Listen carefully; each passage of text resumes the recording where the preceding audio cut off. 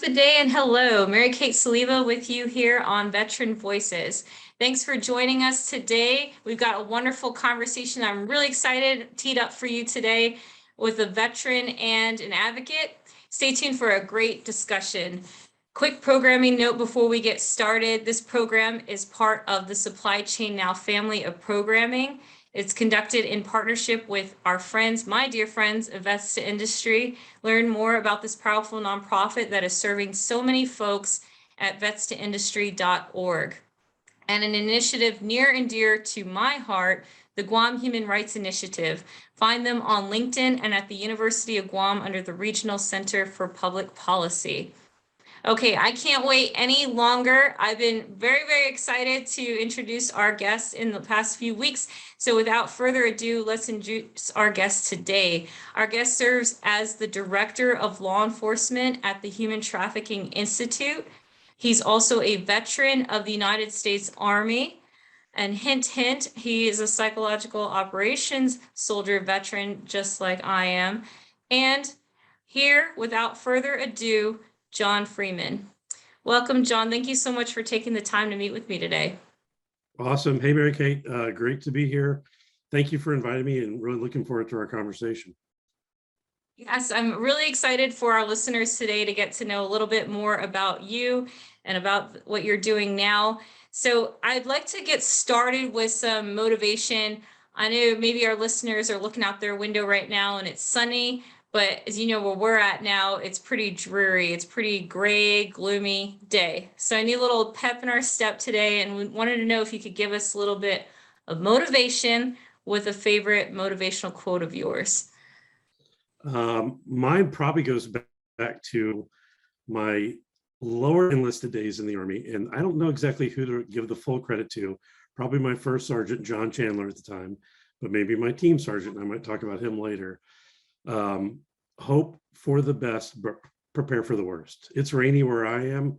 And so Yes. Nowadays, if I'm going out in the rain, I'm taking an umbrella. Couldn't have an umbrella in uniform. But yeah, I like to be prepared for things, and it's served me well, both professionally and personally. It's really great. And when you say hope for the best, prepare for the worst, I mean, there's a pretty wide range there of what the worst can be.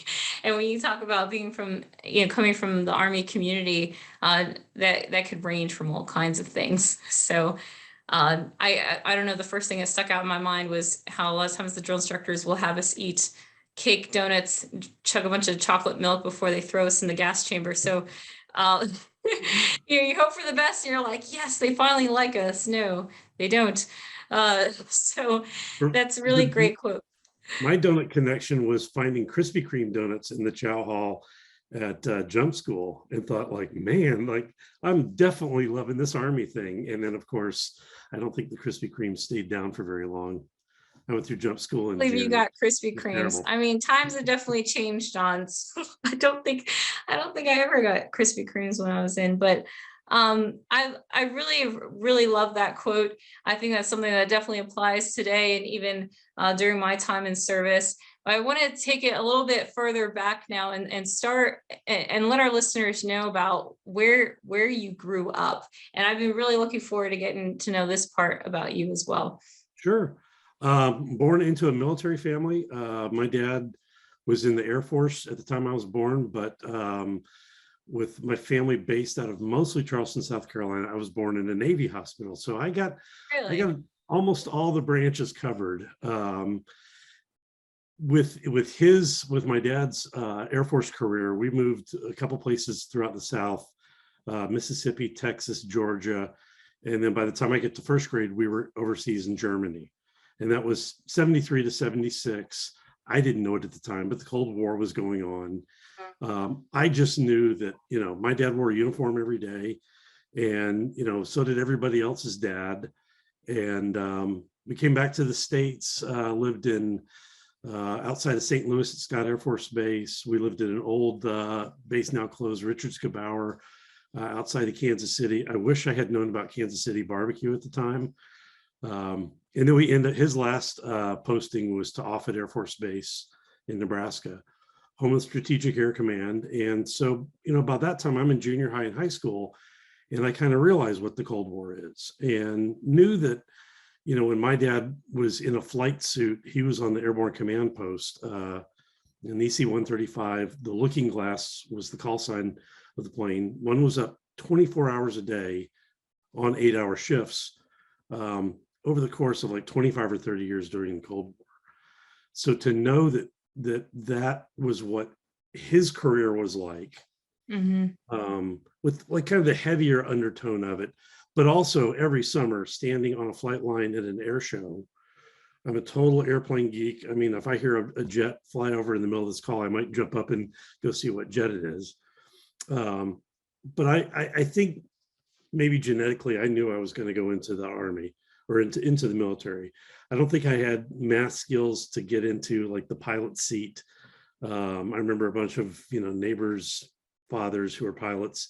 Oh, you got to have a good engineering or math background, and I didn't. I ended up going to the University of Nebraska after graduating high school. Not really on a good track. I was not a great student. I thought I would be getting a degree in international affairs, and after a couple of years, I realized I'm going through a lot of money with not a lot to show for it. Not a lot of discipline in those years. And then I think simplistically knew the Army recruiter down in Lincoln, Nebraska would listen to what I might have to offer. In those days, this is 1988, for those keeping track, the recruiters had video discs, and each disc pertained to the job skill. Yeah, not VCRs, not DVDs. There was a whole library of video discs. Yeah, like a bookcase filled with these video discs, and they were all the size of dinner plates, or the older members of the audience, classic albums. And he pulled a couple of them off, and I don't remember my ASVAB score. I remember him saying I tested and could qualify for military intelligence, and I thought, ooh, that sounds awesome. It does sound awesome. And then he showed me a couple of those, and I don't remember being impressed by them. And he pulled one off, put it in, and the opening scene is a Jeep. And at the time, I didn't know what was mounted in the back of the Jeep, but you and I would both recognize it as a loudspeaker system. And it was off on, the what I refer to as the Matamile side of the hill at Smoke Bomb Hill, where we used to do PT all the time that I was in 6th or 9th Battalion. So seeing that, I'm thinking, like, well, that's kind of cool. And the guys had face paint on.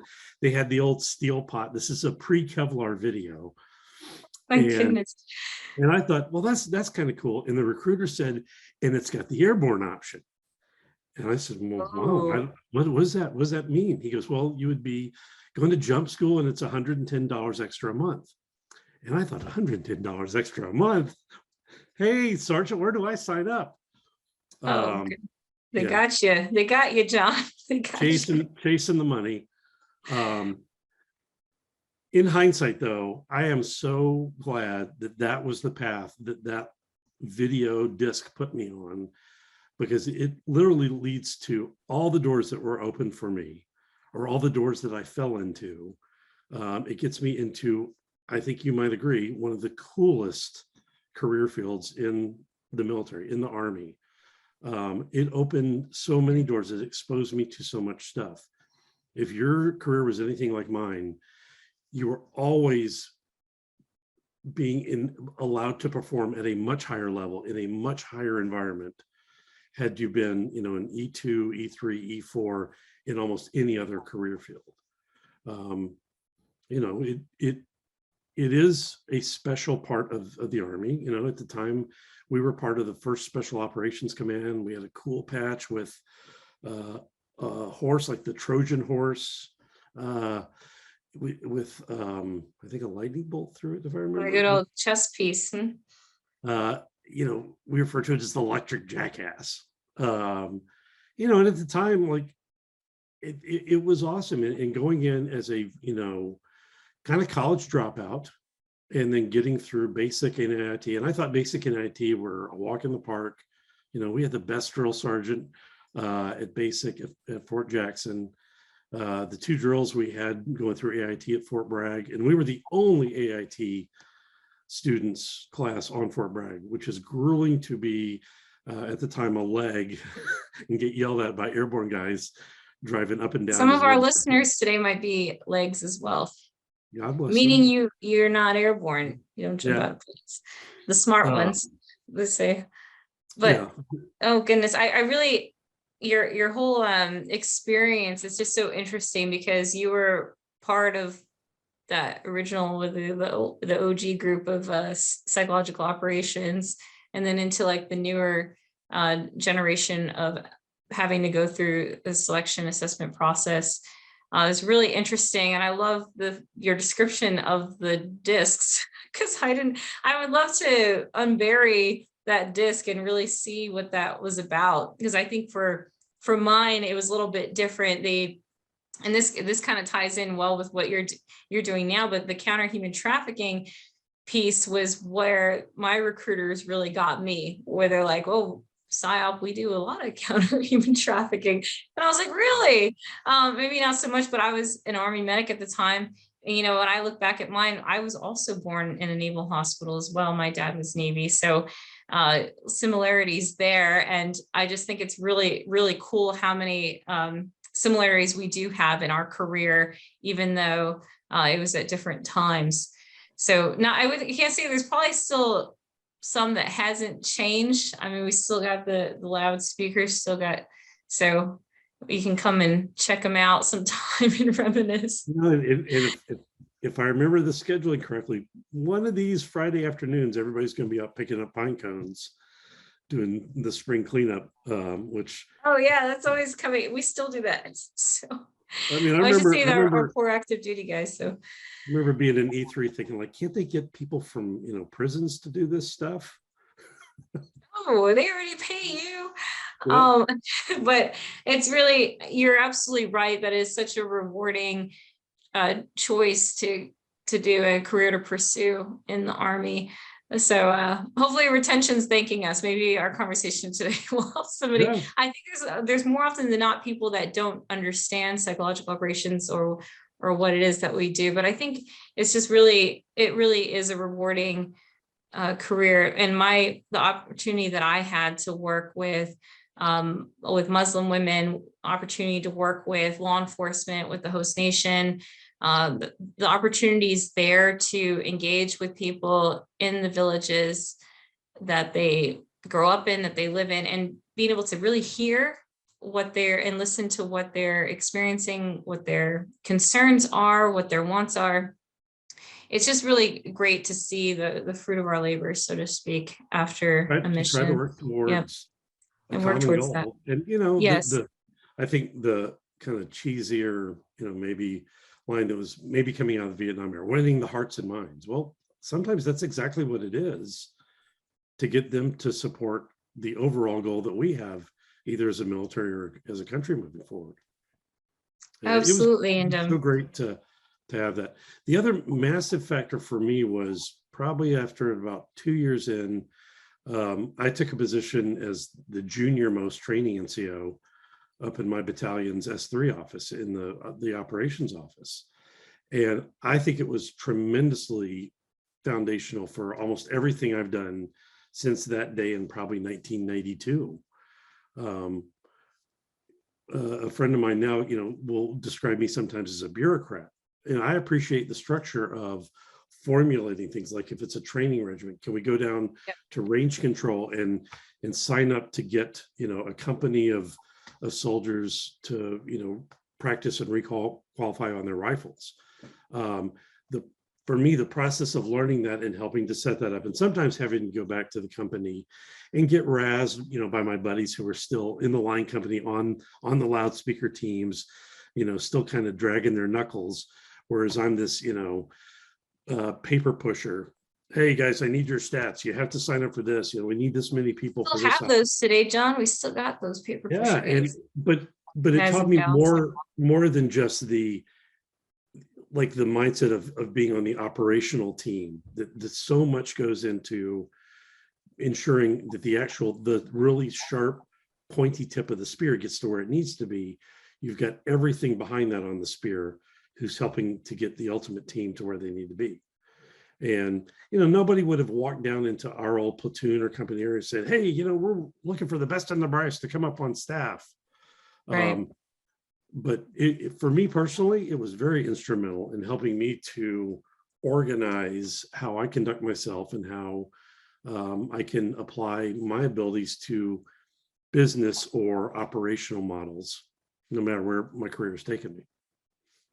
I really love that. And to take it back, you touched on a couple things there about from your time growing up and that transition that you had into going into the military. Do you have any sort of anecdotes from that time, like just before you ended up enlisting in the Army?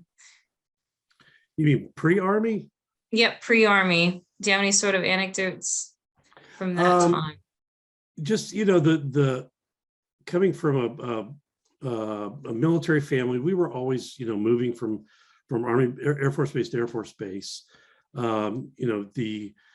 To be able to see the world and do a lot of traveling, I think opened up my eyes to concepts that I would not have gotten had I just grown up in one neighborhood, attended one or two schools Absolutely. with this exact same number of close friends. And I really appreciate the chance to get a more wide-ranging aspect of things.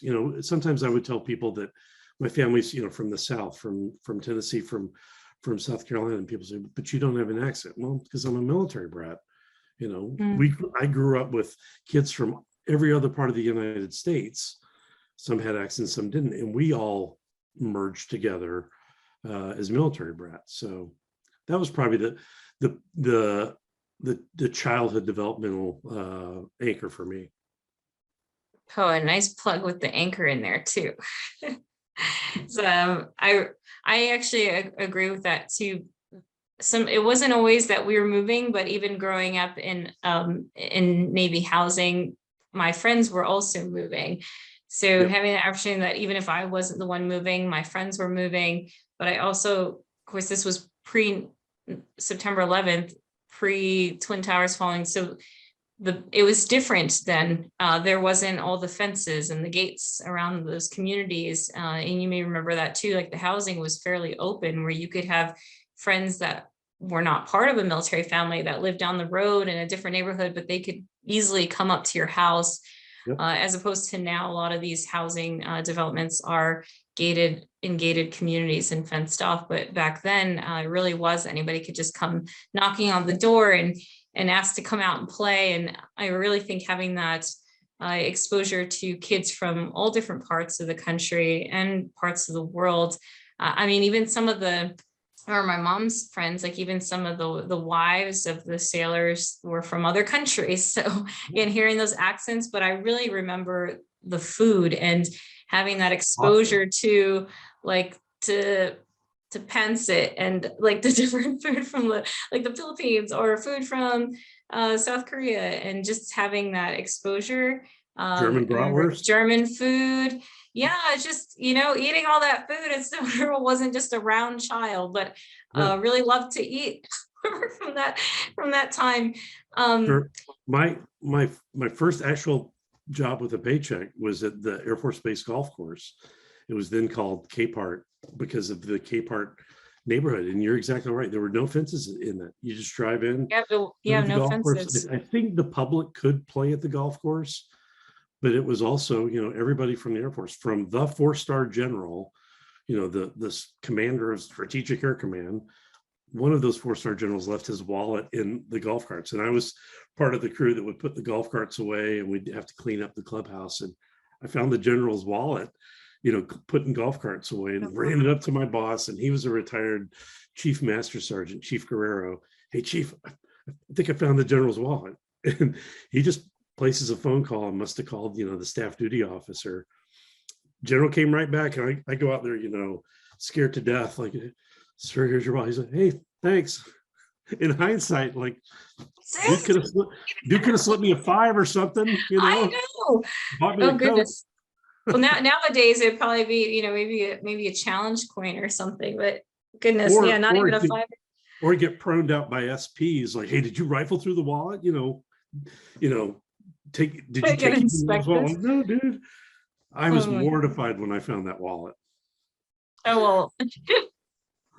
Yeah, I love the stories of the ones that they're driving around the general and then they forget to take down the markers. And so they go through the gate and the gate guards are saluting them, but they're not the general, got to remember those things. So that's really funny.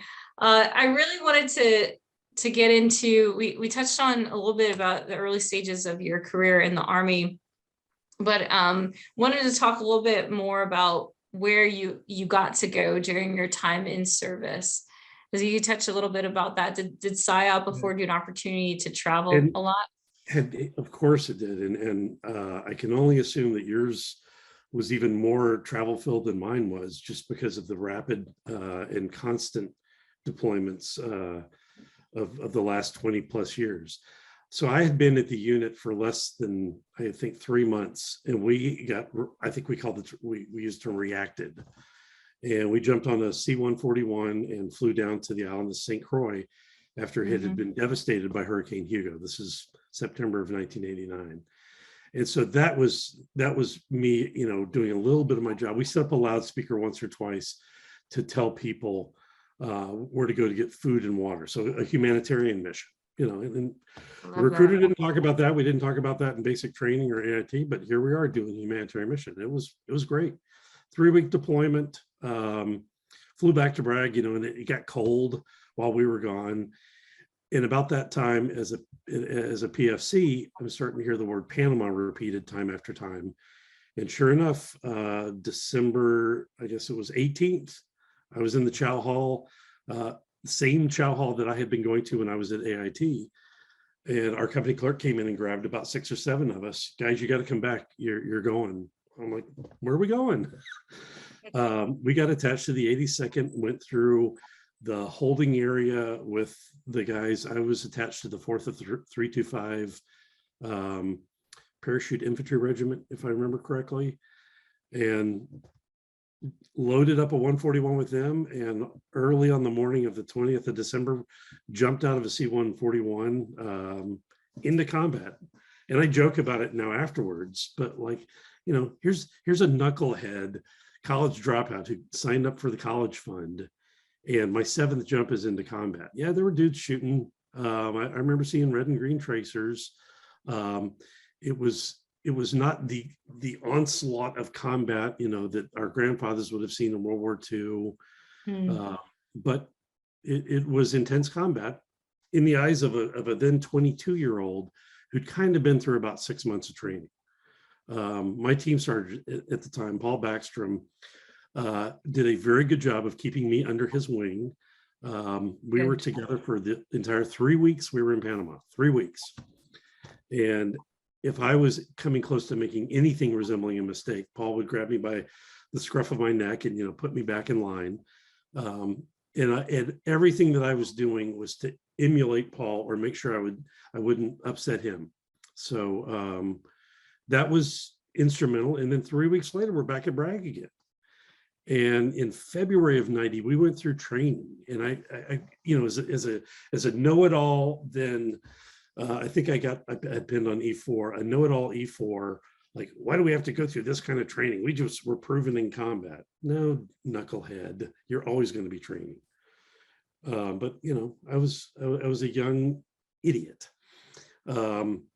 Within 6 months, we're all being deployed to Saudi Arabia to get ready for Desert Storm. Oh, wow. Was on a three-man team, loudspeaker team, eventually in a Humvee, driving all over Saudi Arabia, Iraq, and Kuwait. Just reminding myself yesterday, like, we didn't take showers very often.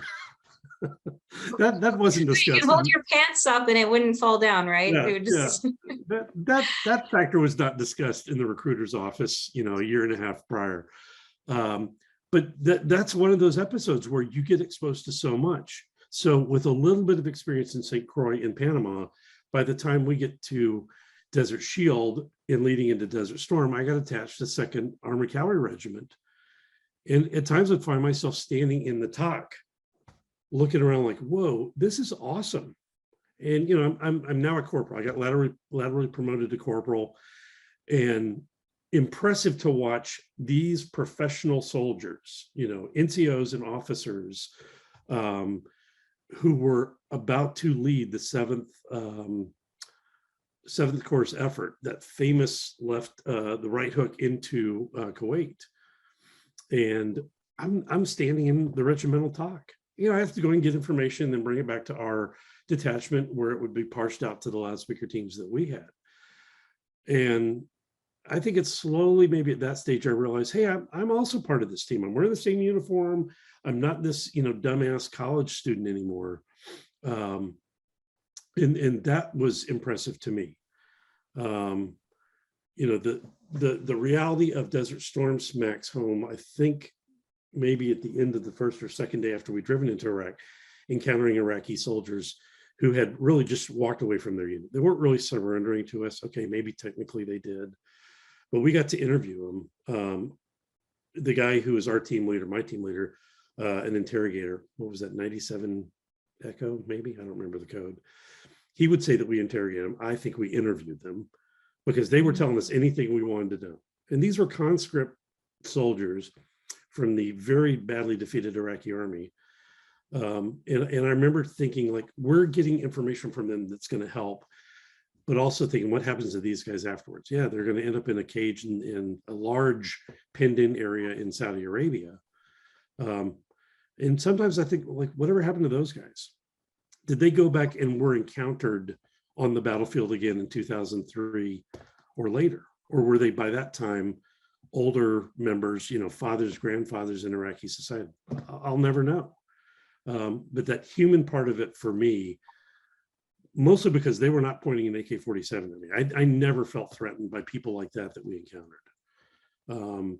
Most of the threats as a Humvee-based loudspeaker team was from artillery being traded back and forth. But for me, being exposed to first ACR, the second ACR's talk, I was later the detachment NCO when 3 of us went up to support, I think it was 1st Armored Division. And then we spent some time up at the truce point, up just north of Safwan, Iraq. And every once in a while, I find myself in these tents or these massive, I don't even know what the guys called them. The tracks all backed up, the armored personnel carriers backed up with a huge tent, a massive armored personnel carrier command center. It's just awesome. And, I'm there as the PSYOP NCO. That was also, professionally impressive to me to be able to do that. And as a guy who'd never been through an NCO school, as a guy who'd never been formally in charge of groups of, I was not a platoon sergeant. I certainly hadn't been to West Point, but I'm standing in the room with people who are. And that was the thing that I really appreciate, the exposure to really advanced development that I think you and I got in that community that we came from. It was awesome. It really is. I mean, we could literally talk all day about the different stories that we had, but I think one of the commonalities is that the experience that we had as PSYOP soldiers, really what we experienced overseas. And it's not to say that we don't love being home, but the experiences that we had to be able to see them grow, like wherever we're at with the host nation, working with them, like I said, working with law enforcement or working with their military, seeing the people there grow and prosper. Yep. It's really, and the humanitarian mission that you mentioned, that was really appealing to me entering this community was, what can our team do to really make a positive difference? Being able to bridge that, any gaps, being able to provide any resources. So I really think that was a rewarding part of the job, is working with people. You talked about even the intel part. I think military intelligence was something that was interesting to me in the beginning as well, but I really see myself working with people. It's why I became an Army medic at the gate when I first came in. But I think just being with people, helping people, supporting people. And I see that you doing a lot of that. You still continue doing that now. You touched on one of the leaders that took you under your wing, but do you have a couple people that you would like to give a shout out to that were really paramount in your career? the team sergeant I mentioned, Paul Baxter, I actually talked to him on Monday. 2 Oh, you days. did? Oh, well, hopefully Um, he's tuned in to this today. He was so influential in my life. And then, again, maybe people didn't have it in other military communities, but to be rising to the level of a peer of his, within a short matter of time, meant that, it was a relationship that I get to have with Paul and not just Sergeant Baxter.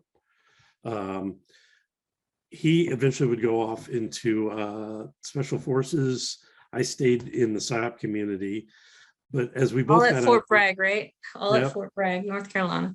as we both got out of the Army about the same time, 1996 or so, he called me one day, and we'd stayed in touch. We actually went to a job fair at the Fayetteville Civic Center one time, and we're both in our very ill-fitting suits at the time, but we stayed in touch over the years, and this was kind of pre-internet. These were phone calls that we would have from time to time. And so he calls me in 1998 and said, diplomatic security is hiring. I said, well, that sounds interesting. What is diplomatic security?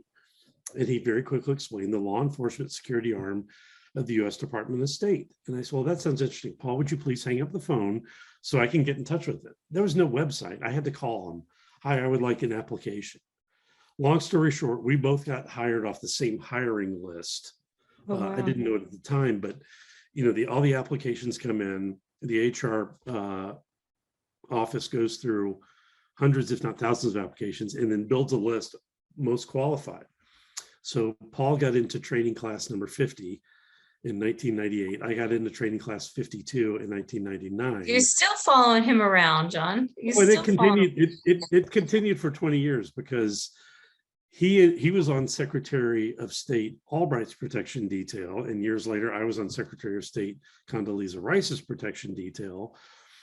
We both converted from being a foreign service special agent of diplomatic security to being civil servant special agents. So we kind of resigned from the foreign service and then both took domestic anchoring jobs so that we could each focus on investigations. As diplomatic security special agents, much like PSYOP, the world is literally your oyster. You can do everything from counterterrorism work to counterintelligence work to drug trafficking, human trafficking, VIP, bodyguard protection. But the real bread and butter for the agency is helping to secure and defend U.S. embassies and consulates in every country of the world. Which, off that one little phone call with Paul back in 1998, I had no idea the door that I was opening that would take me to so many different foreign countries. I was eventually posted to the U.S. consulate in Lagos, Nigeria, and years later, after 2 domestic assignments, went to work in the U.S. Embassy in Seoul, South Korea. And it's just a fantastic organization, small, but the ability to really hone professionally and as an individual, develop what you want to develop. And I chose investigations, which then led me to go into a civil service position, which gets me, where I am today, still fighting anti-trafficking efforts, although I retired back in the summer of 2020. So Paul was very instrumental. It was amazing to kind of have him as a touchstone all throughout both my Army and then my diplomatic security career. So tremendous hats off to him, and I definitely owe him at least a good lunch the next time I see him. Well, I hope you're tuning in today, Paul. This one's for you. This episode, it really just such a cool experience, and just in your lifetime, in your professional life, you've just talked about so many changes. I mean, you touched on pre-internet and you were like not even DVD. And so just in the changes that have happened in your professional life, and just how the messaging and the recruiting really takes it back to the root of just friend helping friend, veteran helping veteran, taking it back to the core. So really appreciate that little anecdote there. And I'd say if you were talking to a room full of transitioning service members now, what are some things that you would like to say to them to help them get through their transition? Yeah, and it's one of those things, and I think it's still a reality, although tell me if I'm so outdated. Making sure all the paperwork is correct. Yes. Is everything as you want it to be on your DD-214? You don't want to have to come back, 6 months, 12 months, 12 years later and realize, oh, shoot, something's not right. I'm really not qualified for a VA loan.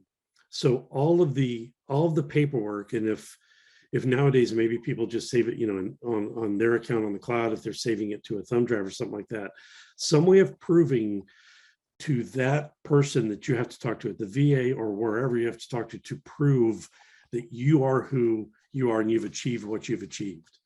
Even as I retired from the State Department, having to prove to the Office of Personnel Management how I achieved my pay raises over 21 years in the State Department, and I actually went to some e-files I had and shared copies of SF-50s. I don't know that I was that vigilant in saving paperwork in the Army. When I was getting out, I was approaching the 8-year mark and thought, if I'm going to do one more reenlistment, I might as just well go the full 20. And I had a couple of officers when I worked in the S3 ops section tell me that I should look at a federal job. Good to have the Army, the military background, but now go find a good federal job. Move off in a professional field. I didn't realize what they were saying at the time. But of course, I ended up on the path going into the State Department for 21 years. To have the ability to look at what's out there and what's available, I would like to think that the opportunities to get rapid information through the internet, through websites, through podcasts, through blogs, whatever, empowers service members to take more opportunities than maybe we would have had as I was getting out in 1996. We had lists of phones. I could go to the transition center and get handouts of paper, walking around with a piece of paper. Like it was that bad. Walking around with like a folder filled with pieces of paper, like, ooh, this is maybe where I'm going to go get a job. And I'm also a huge proponent of any kind of networking. Someone has done it before, and if you could find that someone, they might be able to show you a better, more efficient way of getting into a position, getting accepted, to succeeding with a job interview. It's not just, if you're looking for a federal job, it's really not just efficient to go to USA Jobs and start clicking around. You've got to know a little bit how to get through the system to find the job that you want. Filtering out like, I don't necessarily want to work in Washington, D.C. Right. I'd much rather work, for Department of Agriculture in Nebraska or whatever it is. Yeah, geographic location is absolutely important. Yeah, but you touched on that too with the virtual, about just the ease of internet and having the world at your fingertips, really a click of a button. But I think that one thing that really hasn't changed too much, even from your time, is you talked about Paul letting you know about, seeing this career opportunity. And I think now, fast forward to today, it really, we talk about network. Now we're just calling it network, calling it learning how to put yourself out there, to give your elevator pitch, talk about yourself for 30 seconds. It's less about the team that you had in service and more about pitching yourself and what you can offer to an organization or company. But really, how Paul helped you is still, I think, applies today, and just having that veteran looking out, reaching back and pulling those other ones forward. So I really appreciate that. That clearly is something that the military does a very good job at, building us into a team. Yes. And realizing at some point you're going to come off of that team. Right. You've done 25 to 35 years and you've retired. You're not going to be on the team the next day. And an Army roommate of mine at the time, who stayed in a few more years after I did, he once made the comment to me that it seemed like I walked out of the Army, whereas we had another friend who literally ran out of the Army, really didn't go do any kind of transitioning, meetings, didn't take any of the self-awareness tests. We've not been able to track whatever happened to that friend of ours. Do you have the wherewithal to start looking out for yourself? Not from being solely independent, but to then be able to promote yourself so that the next employer, the next connection, the next opportunity says, that's the person that we want to bring into what's going to be the next team that you're on. Point. Coming out from under that Army security blanket, it's not just the poncho liner that's so comfortable. Knowing that you are so well protected being a member of the U.S. military can be frightening if you think like, am I going to have health care with the next employer? Am I going to have, guaranteed vacation days? Somebody made it, one of my buddies on Facebook made a comment about flying Space A. I never took that opportunity, but, will the next opportunity have as much member benefits, fringe benefits, or will they be even greater? So yeah, it really boils down to, can you as the individual look out for yourself and then properly package to get yourself on the next team? Absolutely. Unless you're going to win the lottery, and go live on some tropical island, Fingers crossed, drinking Mai Tais all day. Really appreciate your thoughts, insight on that, because I think it really goes back to looking out for one another. And into your friend that ran out of the Army, I think there's still veterans out there who don't identify as a veteran. They sort of moved on, they cut the ties. But I think it's from those who continue to fight and those who fought before us, the generations before us, for a better transition to really take care of our veterans and their families, is really made so many waves in the positive changes that we're seeing now. So really thankful for all those who came before us to really raise their voices and say, we're not doing enough. So like looking at those incentives that we did have in service, they just keep getting better. We talk about even the educational benefits now. You talked about your airborne pay and them convincing you to go airborne just in offering just over $100 a month. And I'm like, is that what your life's worth? You're jumping out of an airplane, but gravity will work no matter what. You're going to go down. But I just think about the bonuses, right, that you get now. Like you hear about soldiers now and service members when they're re-enlisting, the amount of their bonus now. But I really appreciate your advice, and I really want to take the time, because I've been waiting all day for this one, especially to talk about what you're doing now. And you briefly touched on it, and I really should give it credit. So, as mentioned before, I dropped out of school at University of Nebraska. I'm still a tremendously big Huskers fan, but I knew, and I wish I would have gotten on it sooner, that I need to have a college degree at some point in my life. And thankfully, the Education Center on Fort Bragg had a great relationship with what was then, I think, called the University of the State of New York. It's since changed its name to now Excelsior College.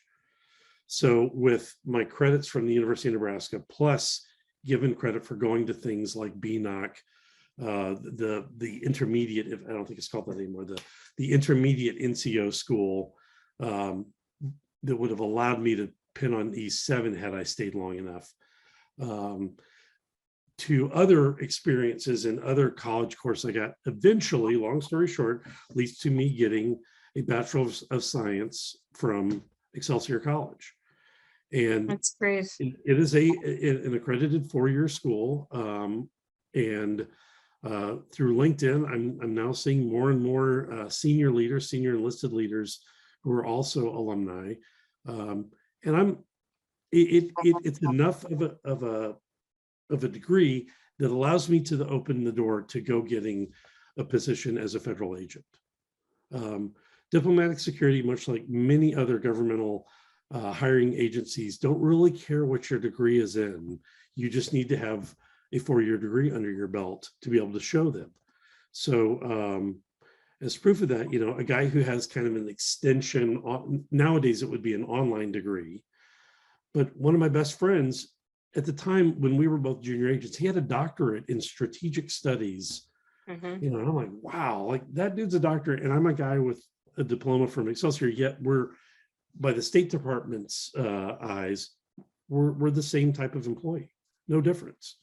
So the importance of having that ability, whether it's to the University of Maryland or any of the online courses now, find the time. It's almost like investing in yourself. Yeah, there's always Absolutely. going to be a chance to go to happy hour. There's always going to be a chance to go play golf on, Saturday morning. There's always going to be a chance to do that. But please consider spending an hour or two every couple of nights. Take an online course. You can probably go straight to the tests and probably pass with flying colors. Be an Get active yourself, learner. get yourself Yeah. a degree. Sorry, I'm good. Be a the continuous active learner. And I think that especially with the military, the way it is now, you talked about your operational tempo early in your Army career, where you were going on deployment, you're coming back, and then you're right out the door again within the same 12 months. And I just think the stress of importance on higher education now, or even getting certifications, is something that I've seen a shift even in my time in service towards that. And you absolutely hit the nail on the head when you said invest in yourself, because it's one of those things that nobody can take away from you, your education and that opportunity to continue growing and gaining that knowledge. So that's absolutely great advice there. Thank you for sharing that. Sure. I really want to get to what you're doing now.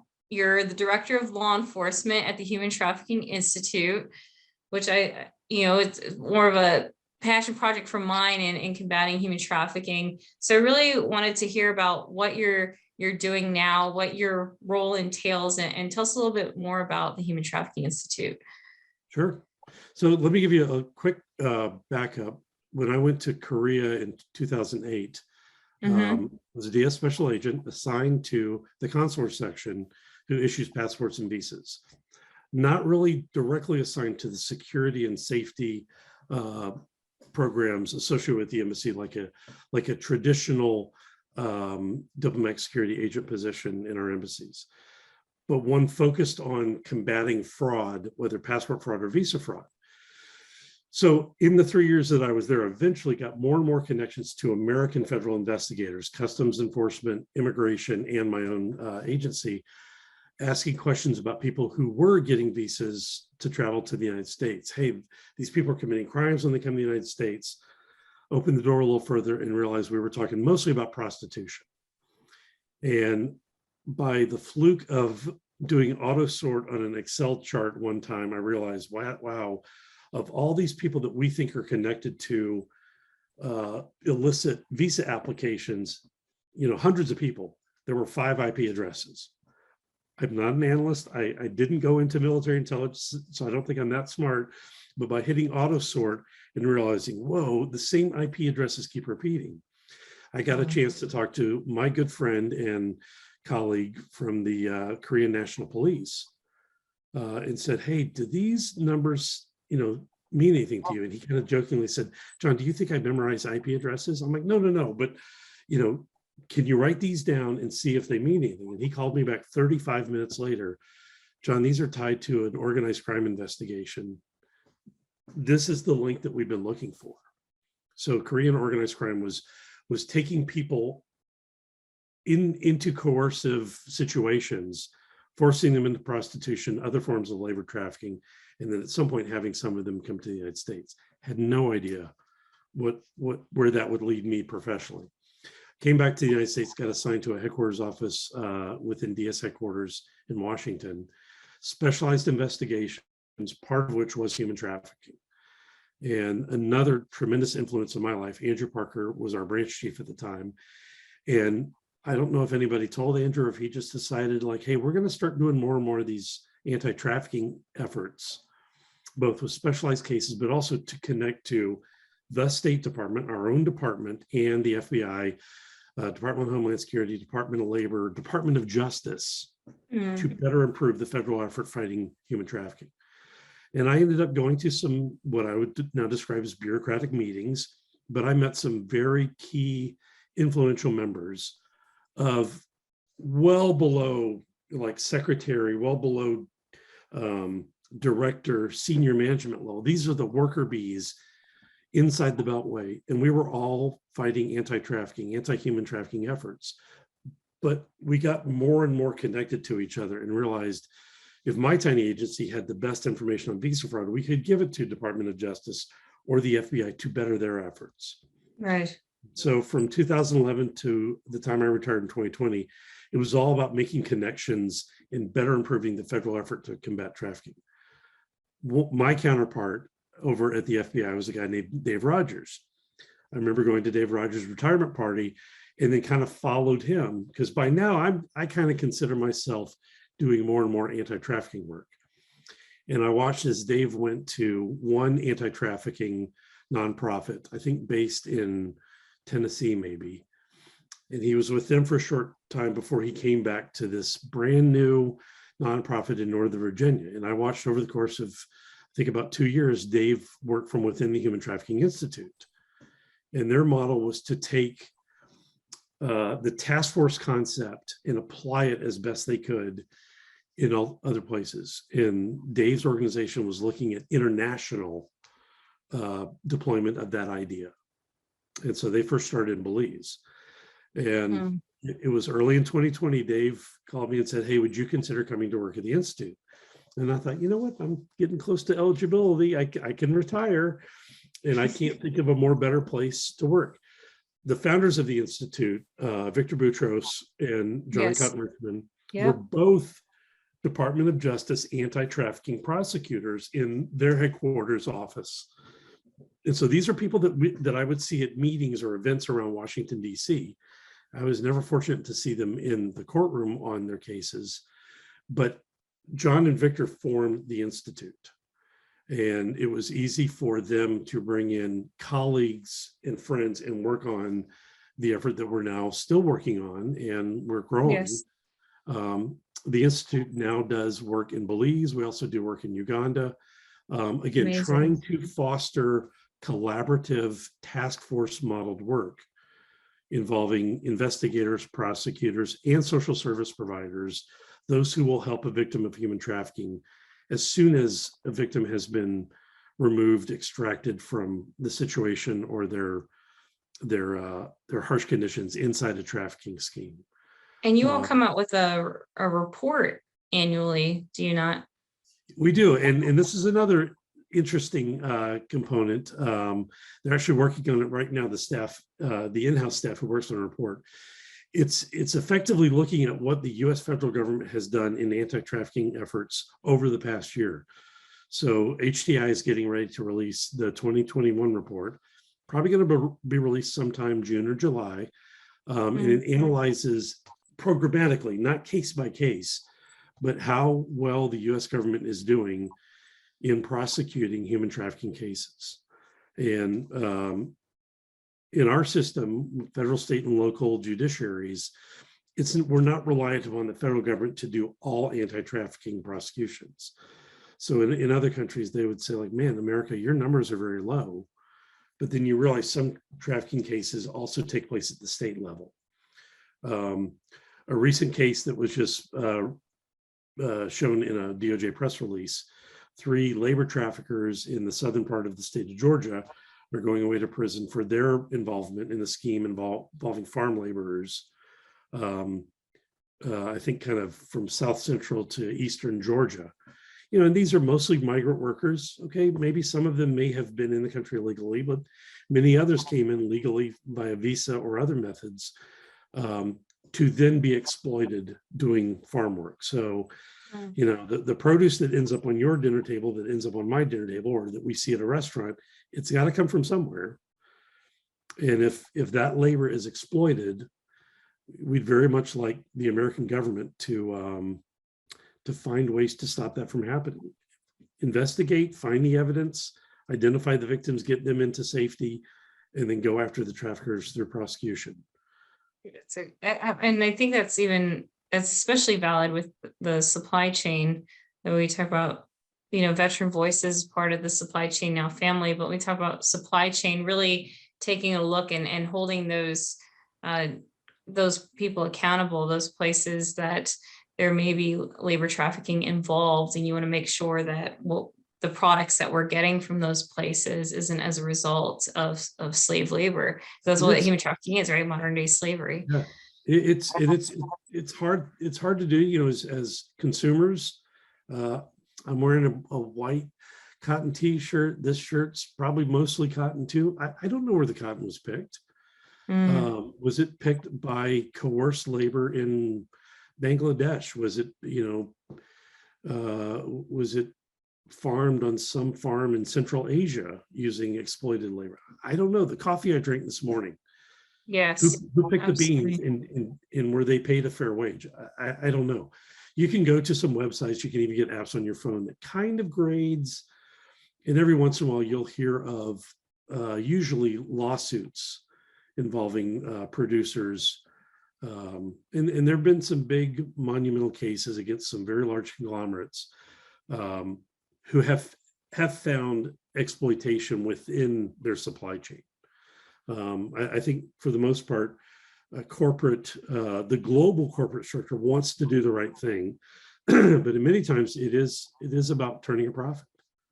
And what would you for those folks who want to learn more about human trafficking? I think you've done a great job of not throwing out a bunch of numbers, and I think just you and I being in this space know that the data is really difficult to go off of, because you might know the case that you can count the cases that are prosecuted, but as far as the number of cases, and you alluded to like how difficult it is to identify and to track, and so to just be very mindful of the numbers that are out there. But if folks want to learn more about human trafficking and the different types, and where would you recommend that they go? And then also, if they want to get involved, where would you advise them to go? Well, I mean, and not to be To overly help dramatic and about it, but volunteer. you know, go to Google, type in human trafficking, and then type in the name of your town. Maybe not city, type in the name of your town. Chances are what's going to come up is a news story, probably with a connection to prostitution. So is that a legitimate person who chooses to be in sex work? And we're not talking children, but you know, is an adult sex worker who identifies themselves as a sex worker? I don't know. Is it like I saw a news clip yesterday of a sting operation? You know, they were trying to ensnare in purchasers of commercial sex. You know, it's legal in a few places, but it's not legal everywhere. To find labor trafficking, there are a number of websites, and I mean, we might need to edit this part of it because I could probably find a couple of easy click-on websites. I wish I would have had some of these written down, but there are any number of places to look. The Department of Justice, Department of Labor has a website where you can go and type in things like your zip code, or if you've made a recent purchase on something, find out if that came from potentially exploited labor. That's a great tool. Absolutely. Yeah. As far as trying to volunteer, it sometimes can be a very challenging environment to volunteer. You really, I don't know that you could just show up at a shelter, let's say for, you know, women who have been involved with, who have been victimized by commercial sex. You're probably not going to be ushered in the front door and immediately put to work. Right. But there are a number of places to volunteer. Places like women's shelters and shelters for any kind of victim are always in need of financial support. The pandemic was exceedingly difficult for social service providers, and it was a also very dangerous time for victims and survivors of crime, because they did not feel protected. Things were locked down, things were shut down, shelters were not open, social service offices were not open. Those workers were at home, potentially teleworking or just not working. So just like, you know, if you wanted to find a news article, you could also type in volunteering in Google and probably find some really good opportunities to volunteer in your neighborhood. That some are faith-based, some are more civic-based. To get operationally into human trafficking, I sometimes joke with Victor, my boss, who is an attorney, that it's easier for a junior attorney to get more involved into doing anti-trafficking judicial work than it is for, let's say, an investigator. Most police departments, most investigative agencies require you to go off and kind of cut your teeth and build your skills in other methods. And then after years, you might get transferred into an anti-trafficking unit. It's really hard. It's really hard to get as a rookie investigator onto an anti-trafficking team at any level within any jurisdiction. I would say pretty much anywhere in the world. Social service work, the core effort of certified, very well educated and successful social workers, that's also a long path of education and incremental experience. So, you're not just going to walk off the street, straight out of, let's say, your high school or your college graduation ceremony and go straight into social service work. But there are building blocks to it. So volunteering might be the way. And in some cases, we were connected to, I think, a couple fraternities at a university in Texas who wanted to stage just a one-day event, all proceeds of that event going to anti-trafficking efforts.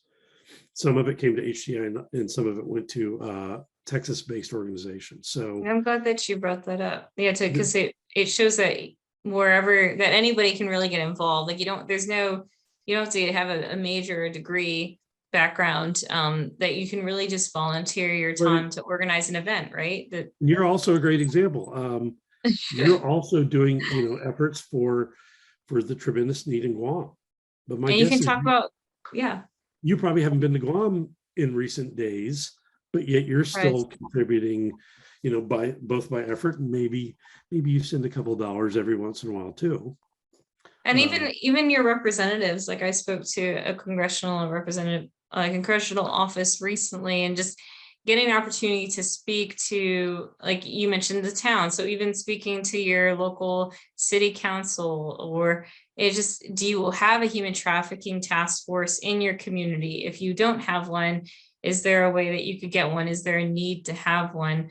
And really just even in the next town over from where I live, they established a human trafficking task force. It was a group of women that came together and they saw that there was a need, and they pitched it in front of the city council and it got approved. And this was back in 2016, and they're still going strong now. So it was just something of just getting together and being able to see where you can offer and lend your support through the skills that you have and the connections that you have. And that's where I'm doing now with my research now in my doctoral program. And I'm really glad that you brought up school, because even if you take a break from school, you drop out of school, there's always an opportunity to continue learning and to go back, and numerous resources now available, especially to the veterans out there, to be able to go back and earn a certification or training. So there's a lot of opportunities to go after and do the things that you love to do. Like John and I are both we're both in the counter human trafficking space.